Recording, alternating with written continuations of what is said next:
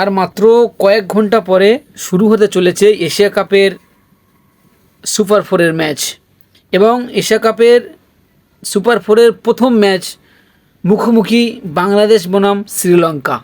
দুই চির প্রতিদ্বন্দ্বী টিম বাংলাদেশ এবং শ্রীলঙ্কা আর কিছুক্ষণের পরে দুবাই ইন্টারন্যাশনাল ক্রিকেট স্টেডিয়ামে মুখোমুখি হচ্ছে। সুপার ফোরের প্রথম ম্যাচ শ্রীলঙ্কা বনাম বাংলাদেশ। বাংলাদেশ যদি ফাইনাল খেলতে চায়, বাংলাদেশ যদি স্বপ্ন থাকে এশিয়া কাপের চ্যাম্পিয়ন হওয়ার, তাহলে কিন্তু এই ম্যাচটি খুবই গুরুত্বপূর্ণ, খুবই ইম্পর্টেন্ট ম্যাচ। এই ম্যাচটি জিততেই হবে বাংলাদেশের জন্য। বাংলাদেশ তাদের প্লেইং 11 অর্থাৎ প্রথম একাদশ কীরকম হতে চলেছে আমরা দেখেছি। বাংলাদেশ আফগানিস্তানের বিরুদ্ধে তারা যেই একাদশ নিয়ে খেলেছে সেই একাদশ নিয়ে কি আবার নামবে? নুরুল হাসান সুহান কি তাদের একাদশে জায়গা পাবে?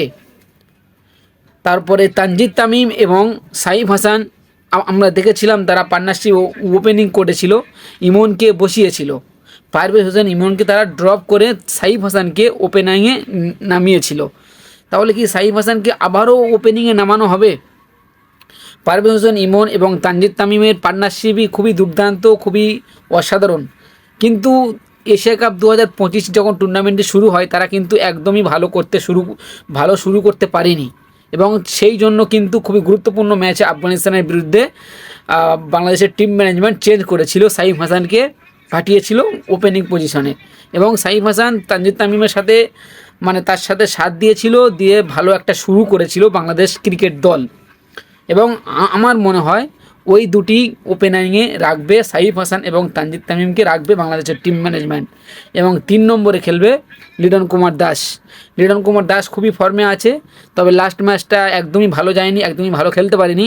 তবে আশা করা যায় তিনি শ্রীলঙ্কার বিরুদ্ধে ম্যাচ খুবই গুরুত্বপূর্ণ ম্যাচে তিনি রান করবে এবং রানে ফিরবে। 4 নম্বরে তাওহিদ হৃদয়কে আবার কি সুযোগ দেওয়া হবে? তাওহিদ হৃদয়কে মনে হচ্ছে বাদ দেওয়া হবে, ড্রপ করা হবে, কারণ তাকে বারবার সুযোগ দেওয়ার পরেও তিনি ফর্ম তার ফিরে পাচ্ছে না, তিনি রান করতে পারছে না। তাকে বাদ দিয়ে 4 নম্বরে নামানো হবে শামীম হোসেন পাটোয়ারিকে। শামীম হোসেন পাটোয়ারি আমরা দেখেছি তিনি দুর্দান্ত ব্যাটিং করে থাকে, বাংলাদেশের এবি ডিভিলিয়ার্স বলা হয় তাকে। এবং 5 নম্বরে শেখ মেহেদিকে খেলানো হবে, কারণ দুবাই ইন্টারন্যাশনাল ক্রিকেট স্টেডিয়ামে দুবাইয়ের পিচে কিন্তু স্পিনিং বোলিংরা সুবিধা পায় বেশি এবং শেখ মেহেদিকে খেলানোর সম্ভাবনা বেশি। তিনি 5 নম্বরে খেলবে। 6 নম্বরে খেলবে জাকির আলী ওয়ানিক। জাকির আলী ওয়ানিকের আমরা দেখেছি লাস্ট ম্যাচ তিনি রান করতে পারেনি, অনেক স্ট্রাগল করেছে, অনেক বল ডট খেয়েছে।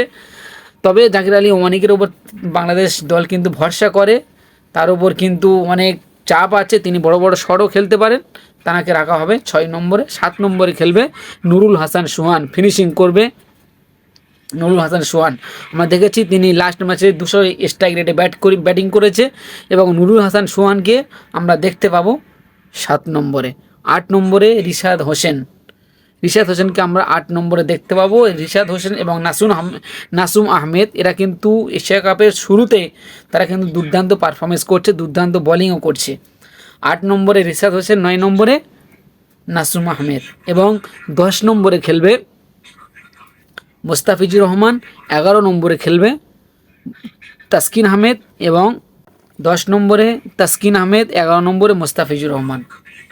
বাংলাদেশ এই প্লেইং 11-এ যদি মাঠে নামে তাহলে কিন্তু বাংলাদেশের জেতার সম্ভাবনা বেশি থাকবে, কারণ মোস্তাফিজুর রহমান এবং তাসকিন আহমেদ যে দুর্দান্ত ফর্মে আছে, তার সাথে সাথে রিশাদ হোসেন এবং নাসুম আহমেদ বোলিং সাইডেও খুবই দুর্দান্ত এবং ব্যাটিং সাইডেও খুবই দুর্দান্ত।